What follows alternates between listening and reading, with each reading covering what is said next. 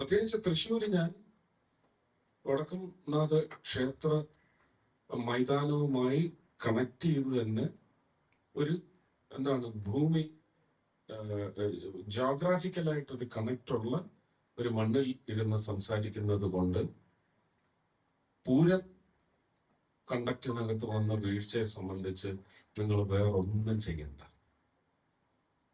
കഴിഞ്ഞ വർഷം പൂരം മര്യാദയ്ക്ക് നടത്തണം എന്ന് മുഖ്യമന്ത്രി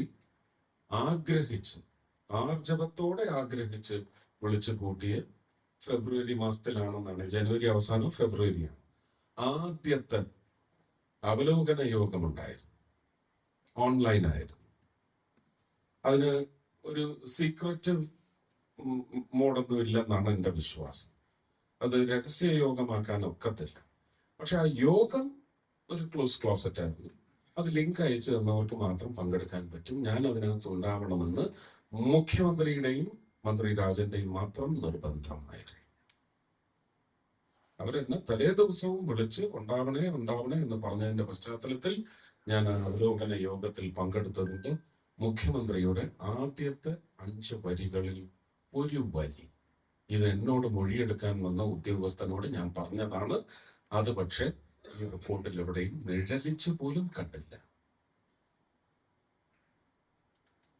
മുഖ്യമന്ത്രി പറഞ്ഞ വാചകം ഇതാണ്: കഴിഞ്ഞ വർഷം പൂരം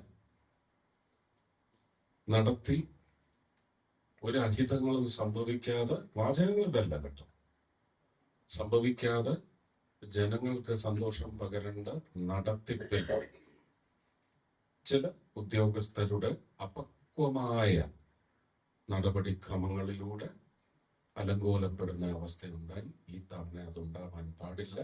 ഇതാദ്യത്തെ യോഗം. പൂരത്തിന് മുമ്പ് ഇതുപോലെ അനേകം യോഗങ്ങൾ നമ്മൾ ചേരും.